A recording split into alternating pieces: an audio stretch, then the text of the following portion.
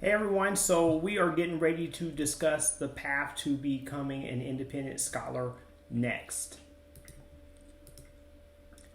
All right, so here's some very important things to note. There's a significant difference between doctoral learners and everyone else. As doctoral learners, you are going to eventually transition from doing coursework to focusing mainly on your writing your proposal, and that's when you become that independent scholar.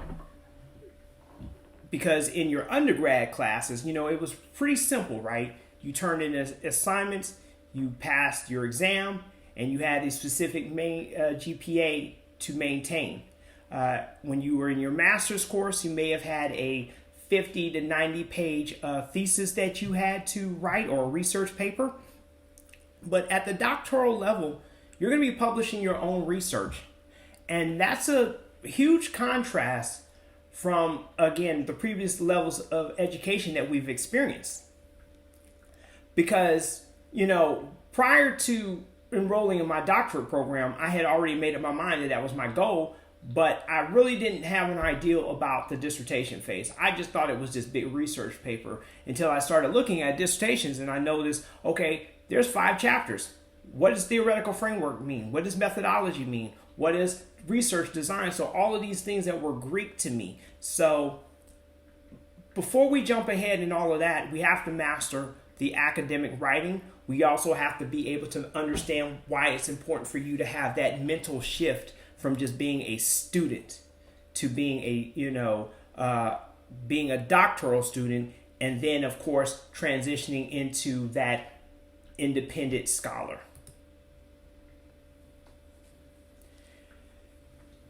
So again, demonstrate your expertise, to make sure everybody's and knows that you're an expert in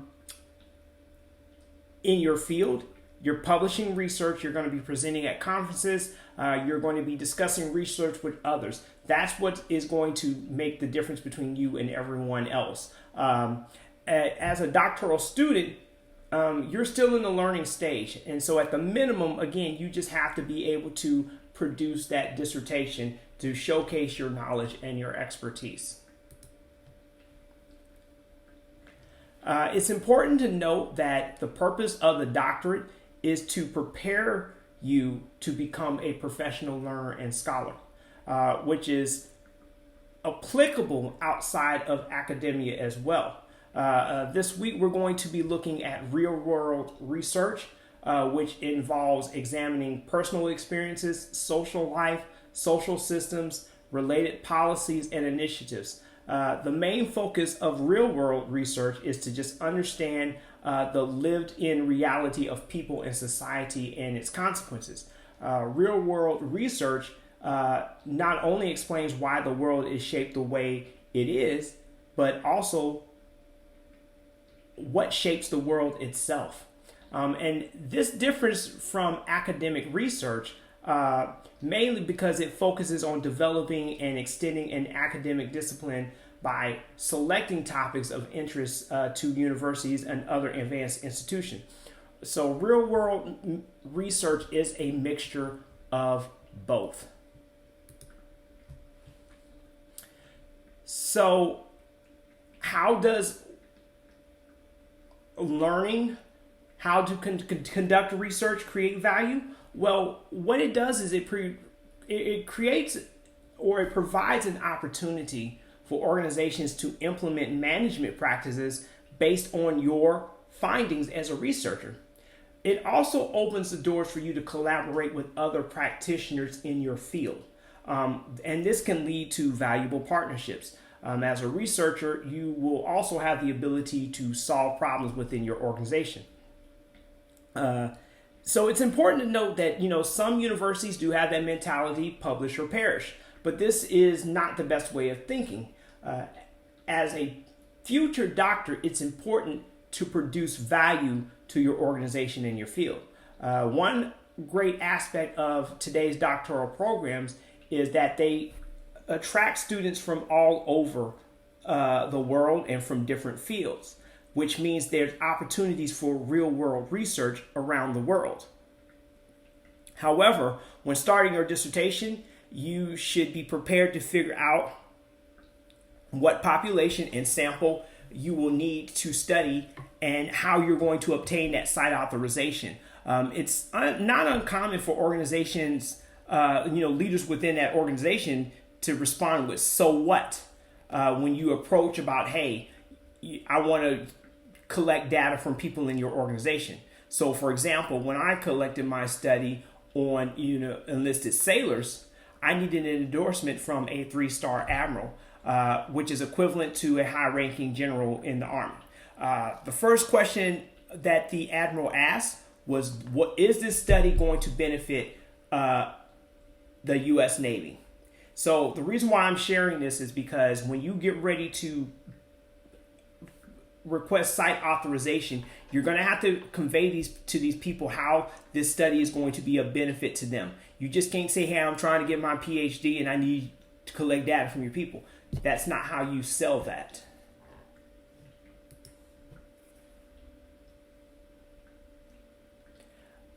What sets you apart from other people is your scholarly background, because that is what's going to expose you to real world problems. When you encounter issues in your organization, especially at the management level, it's important to embrace them instead of running away from them.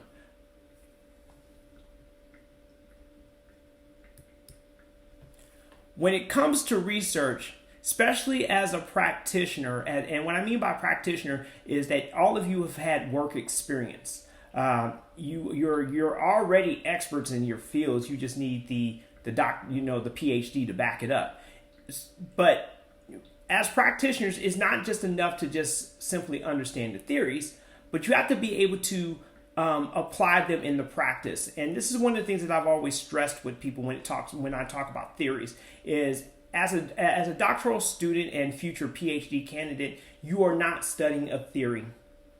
You're not studying a theory. What you're doing is you are using the theory, the model, or the concept to explain your problem that you're going to be researching. And you're going to be researching how the sample, the population that you're studying shows up in that theory. So, take a moment, reflect on the work that you've done this week, and think about how that can be put in action in the real world.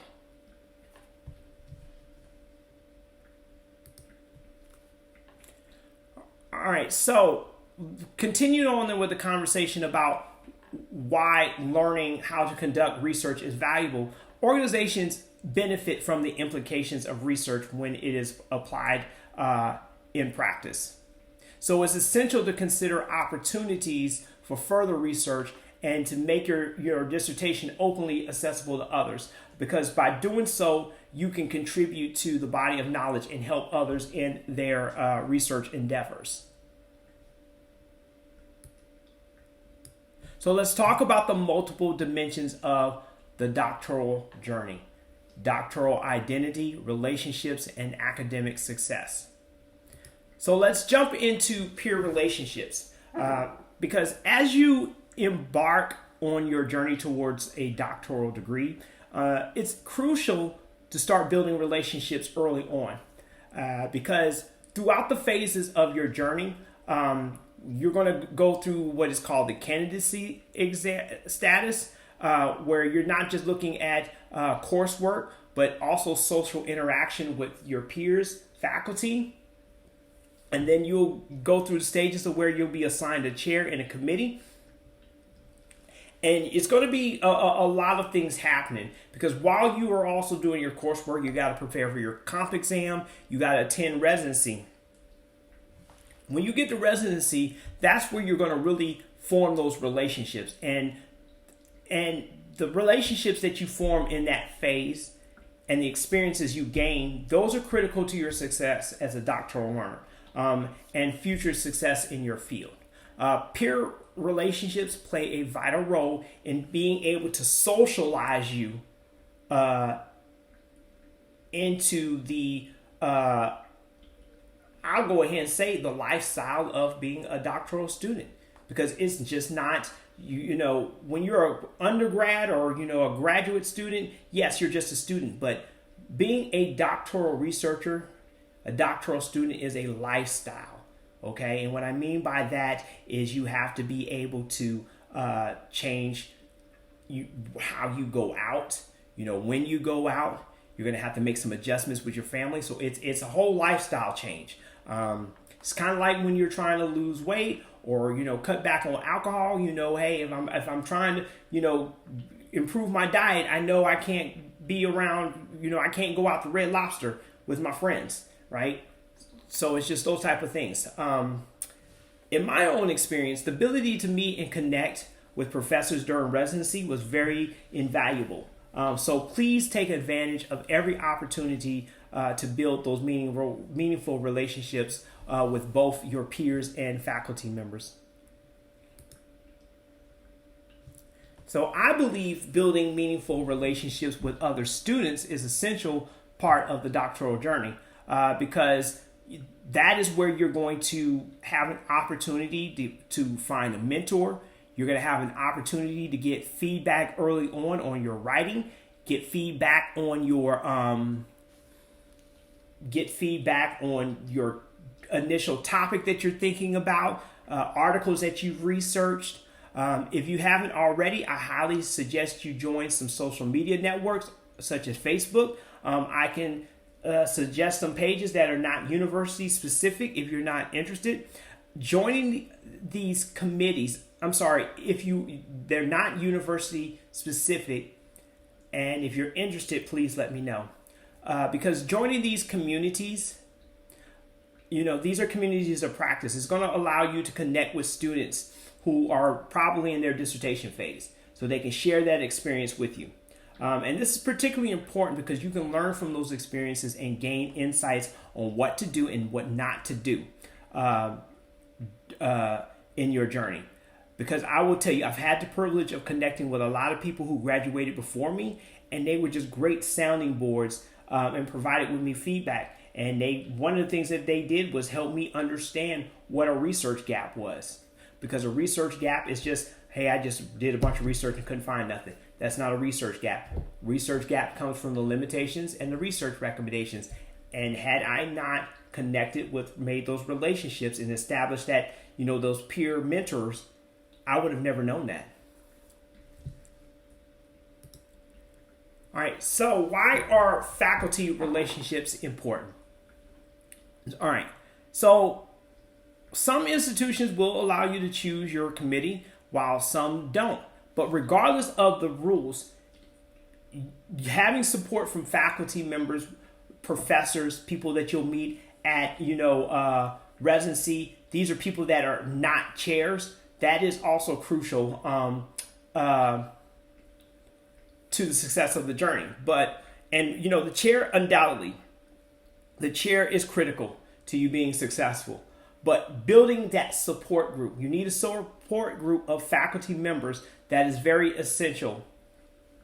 And I cannot overstate that. But here's the important thing. It can't be forced. It's going to take some time. So just, take your time, get to know your professors in each of the class. Feel free to ask them questions about the dissertation. And it will pay off.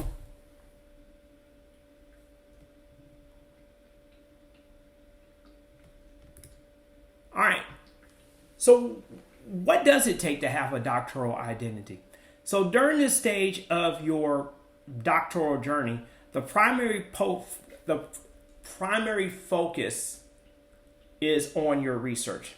And again, this goes beyond just passing the coursework. You will concentrate on your research, and you have to look towards the future. And that involves working on your proposal, eventually becoming chapters 1 through 3, getting that approved, and moving on to IRB. One of the things I want to stress is you should be thinking about your topic now. You should start getting into the PhD research community page and start looking at all of the instructional videos that are in there, because that is going to be very beneficial because there are dissertation milestones that you have to be able to meet each year in order to be prepared for the dissertation phase.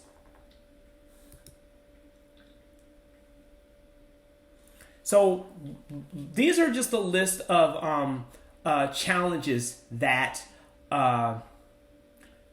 doctoral students face when trying to create a doctoral identity. So take some time and do some reflecting, because when you come across these lists of challenges, what comes to your mind? What comes to your mind?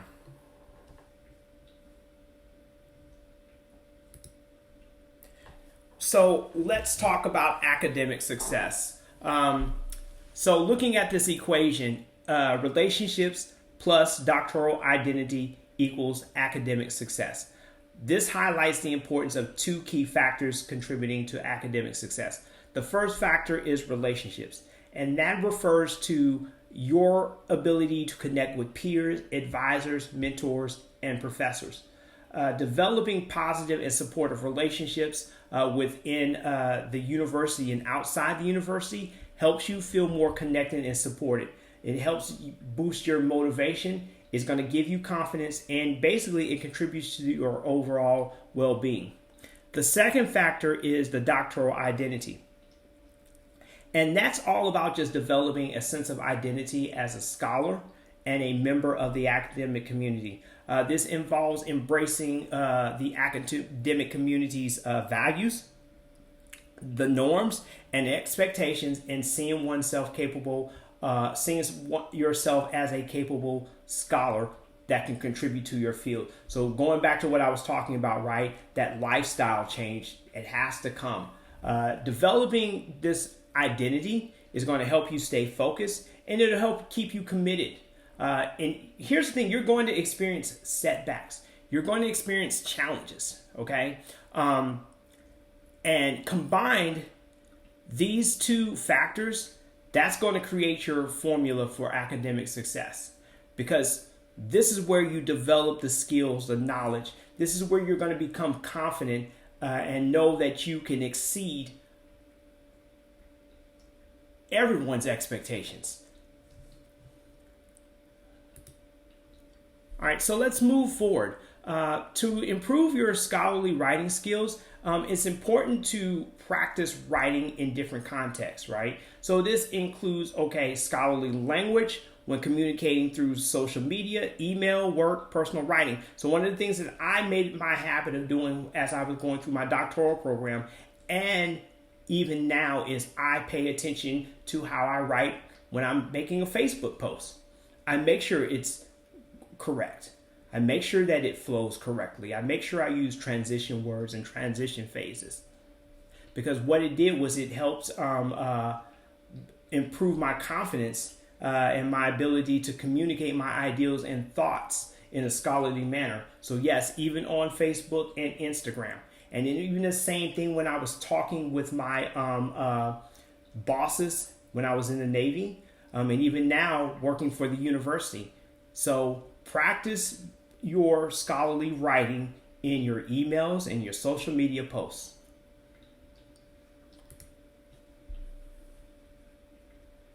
So when you're writing at the doctoral level, it has to be professional. It has to be thorough. It has to be accurate. It has to be concise. At the same time, it has to be written in a way that engages and maintains the reader's interest. And it has to be based on peer-reviewed resources and evidence, not personal opinion, not blogs, not websites, not opinion-based books.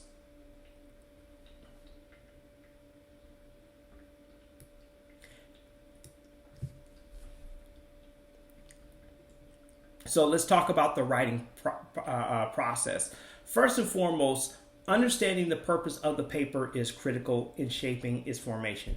The approach to a persuasive essay is going to be different from a research paper. So as a doctoral student, you have to clarify the purpose of the paper. One of the things that I kind of get, some of you all are probably very good at, when you're writing, you're very good at telling a story. Scholarly writing is not like that.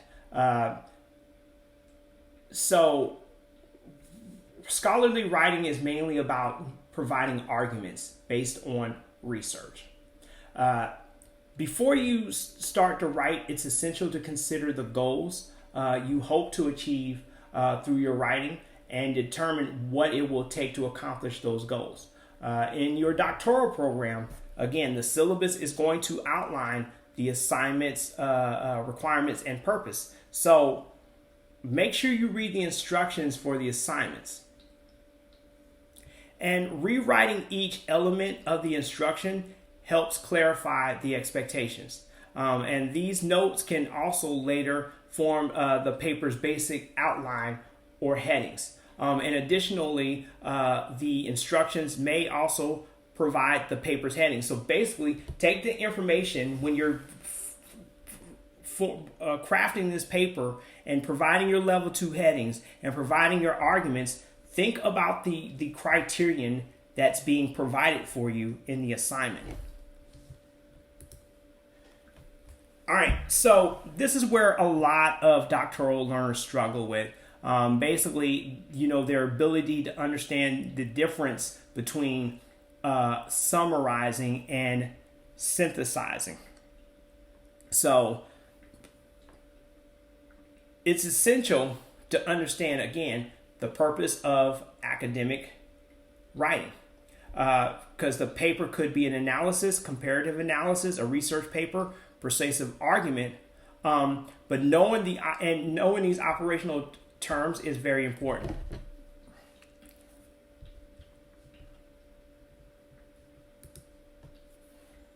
All right, so understanding the difference between summary and synthesis, again, is very important. A summary is basically a condensed version of an article.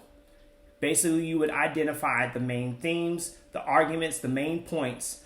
But with synthesis, you're looking at linking information or conclusions from multiple sources, okay? So to better understand synthesis, think about it like baking a cake, right? Think about baking a cake. Each ingredient of the cake is like a summary of a larger source. And the combination of those ingredients creates something new that highlights the relevant flavors from the ingredients.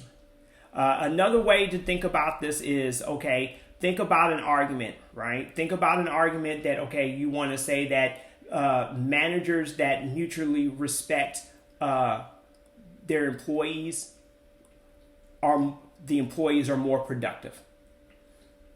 So that's your argument, that's your topic sentence. From there, what you would be doing is you would be providing specific information from multiple sources to support that argument. So you're not just taking one article and summarizing, but multiple sources. So again, it's not about personal opinion, but you're going to be integrating and elaborating on source material. And the biggest thing is the critical thinking piece of this whole process. So there's ways that you can do this, right? So you can create an outline, and there is a video that I'm going to provide you on how to create an outline that you can use. And then there's also a video that's on the Dissertation Research community page on how to create a concept map. So please look at both of those videos on the Dissertation Research community page. That will be very helpful in doing your week 1 and week 2 assignments. So let's talk about finding research themes. To begin writing a research paper, it's recommended to conduct research by searching academic databases for peer-reviewed articles, scholarly books, and academic reports. This can be overwhelming. So finding themes within the research studies and literature to guide the writing process is very helpful, because at this stage, your themes are going to be mainly keywords, ideals, categories that you can, that are related to the topic of the research assignment. Again, you want to create an outline or a concept map after brainstorming, because this helps you determine which themes to search for within the research and the literature. And searching for these themes and categorizing the paper outline based on those themes allows, relevant resources to be located quickly. So for the first assignment, basically, I've already created the themes for you, right? Academic success, doctoral identity, and relationships. All you need to do is read the articles, identify the information that supports the themes, but it's also necessary for you to identify the themes for the literature review as well when you get ready to do your dissertation. Now, one of the things I want to keep in mind, although I have the themes identified, there may be some sub-themes that may emerge. So you want to make sure you identify those as well.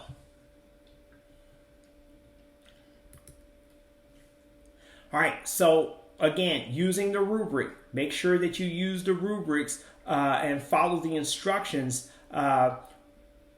when writing. Follow word counts. So for the most part, for all of the writing assignments, it's going to be between 1,000 to 1,250 words. Make sure you adhere to the word count. Make sure you follow the rubric to the T. All right. So in this process, you are going to have to read a lot.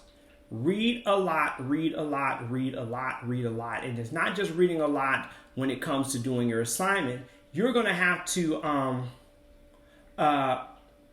read a lot when preparing for your dissertation phase. And I will tell you that those who wait to read on their dissertation topic when they get into their dissertation phase actually have a really hard time finishing the dissertation in the 3 dissertation classes.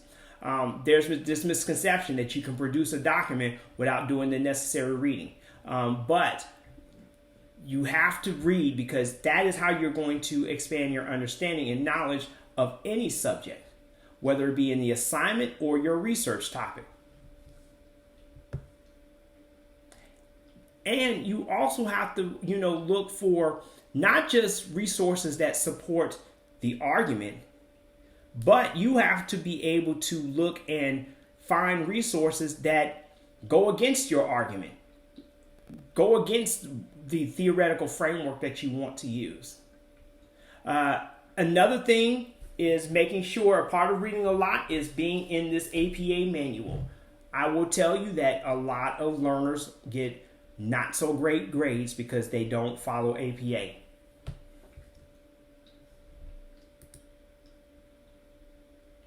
So again, becoming a scholar is more than just completing coursework and passing classes. It's also about dedicating time to prepare for your dissertation topic. As you progress, I will provide you with these tools to help you organize and document your information. One of the things I want to stress is that if you're a CU student, you have free access to Grammarly.com, but you also have access to ReciteWorks to check your references. There's also Perla, and there's a bunch of other sources out there that will help you format your paper, as well as making sure that everything else is in APA standards. Okay, so it takes time.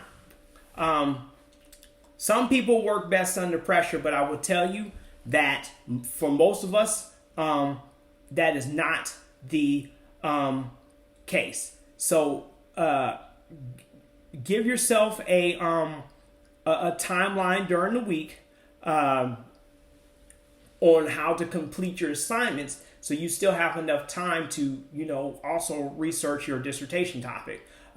There are some benefits to getting assignments done early, because when you go to turn it in, you can review the similarity report, you can make revisions, and again, it also frees up that time to also do your scholarly research for your dissertation topic. So yeah, take breaks. Go to the movie every now and then. Go out to dinner with friends. You need those breaks, because when you work on a task too long, your brain is going to get used to it and you're going to end up losing focus.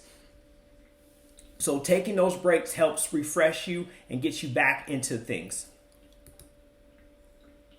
So again, planning ahead, okay? Set up a schedule for yourself. Okay, this is where I know I need to start reading by Monday because I have a discussion question due on Wednesday. But at the same time, I also need to be taking a look at, the literature that I'm going to use to do my assignment. Try to get everything done by Friday. That way you have the weekend.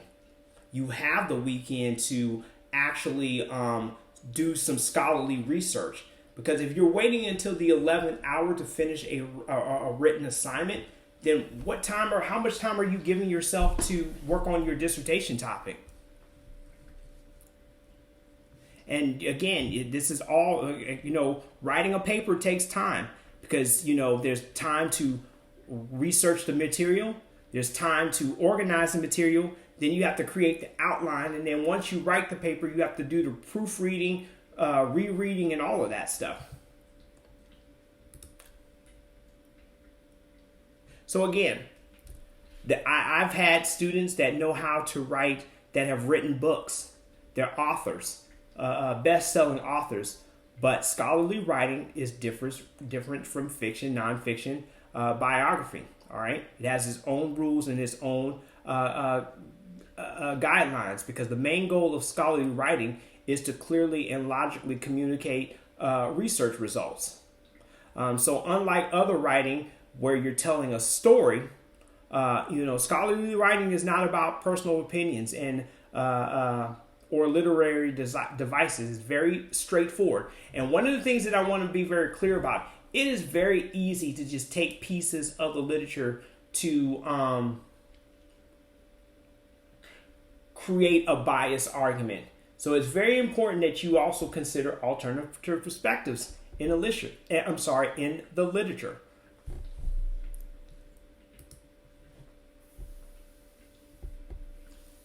All right. So again, this is simple. This is very simple. It takes time. It takes effort. It requires practice. It requires you paying attention to your academic voice, your tone, paying attention to your vocabulary. So that's why I highly recommend you pay attention to how you write your emails. You pay attention to how you text. Pay attention to how you post something on Facebook, because I'm going to be honest with you. Once people know that you're in a doctoral program, they're going to be your hardest critics when it comes to your writing. Also, you have to be receptive to feedback. Be receptive to feedback, but we have a whole class on that coming up.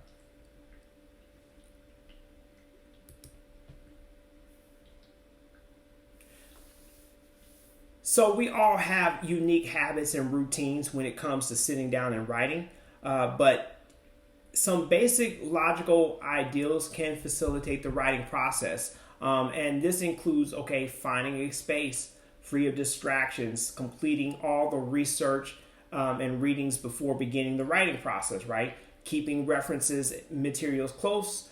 This includes the APA and organizing the paper before you write. Also, doing brainstorming exercises, creating that outline or that concept map is very, very important as well.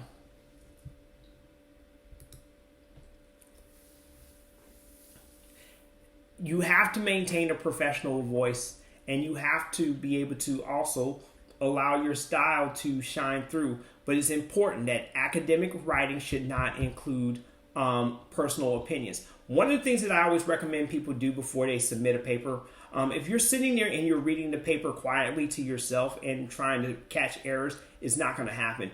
Read the paper out loud, because how your writing sounds and how it looks is totally different. So when you read something out loud, you're like, okay, that doesn't sound right. Let me fix that.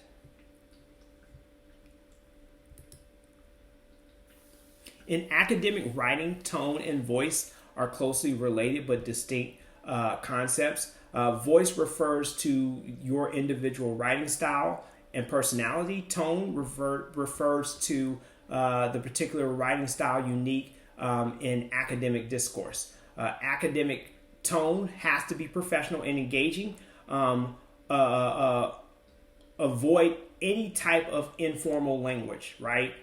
So, for example, and bias. So, for example, when I say informal language, I say, the writer says to just get down to the point, or I'm trying to figure out informal language. Cut to the chase. Phrases like that, hey, cut to the chase, or, break it down Barney style. I've seen a doctoral learner write that in a paper, break it down Barney style. That's all informal language. So avoid jargon, avoid any type of overly dense language, which is very important as well. Your writing has to be objective, it has to be clear, and it has to be concise.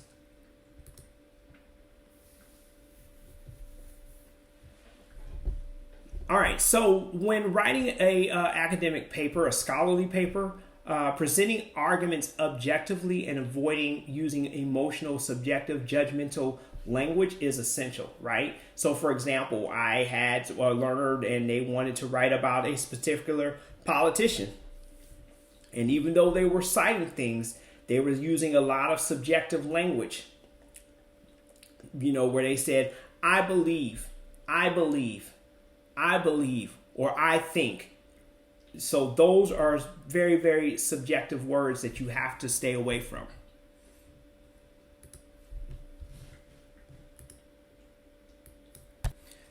So it's vital in academic writing that your writing is free of implied or irrelevant information, okay, of any group or individual. Writers and researchers have to be careful not to allow any bias or prejudice, assumptions, or attitudes to filter their writing. I'm actually dealing with this in a particular proposal right now, where the learner has almost seems like they've already made up their mind about their study, and you can tell in their writing. So you want to avoid any type of bias.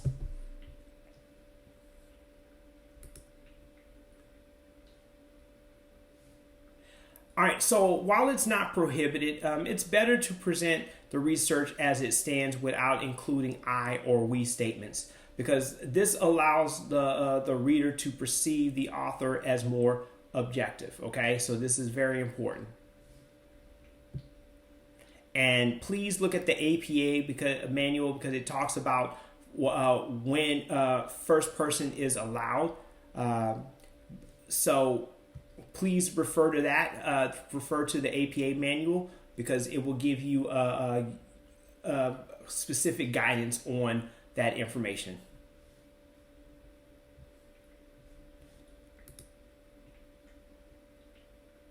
All right, so with vocabulary, so basically here, what this means is, so there may be words that you're familiar with, but the reader may not be. So you always want to try to use you avoid using what they call foggy writing, okay? And then avoid using jargon, avoid using, keeping sentences clear and concise. So one of the things that I see a lot is learners will provide these very, very lengthy topic sentences, and really your argument should be very short and brief. Because you want to make sure that your synthesis is focusing on supporting one argument. So that's very important. Another thing is avoiding big words. Avoiding big words, just keep it simple.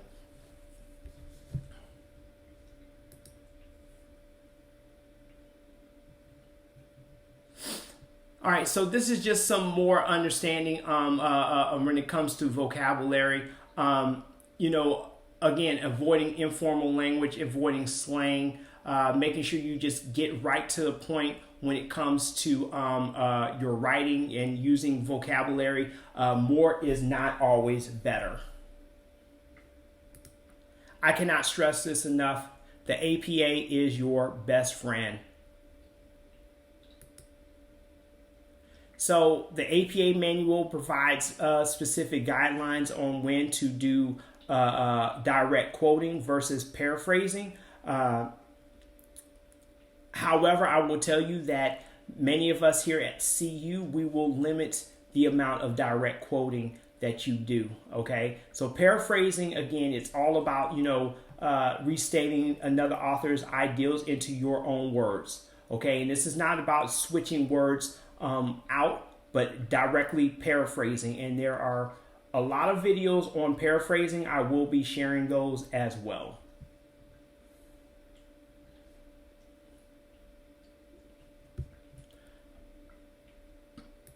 Okay, so to stay on track, make sure you refer to the syllabus and follow the directions in the syllabus and utilize the rubrics.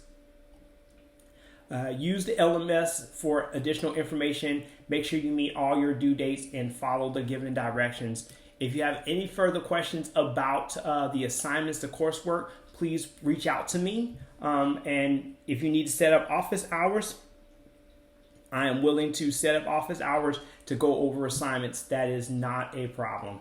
Have a good evening.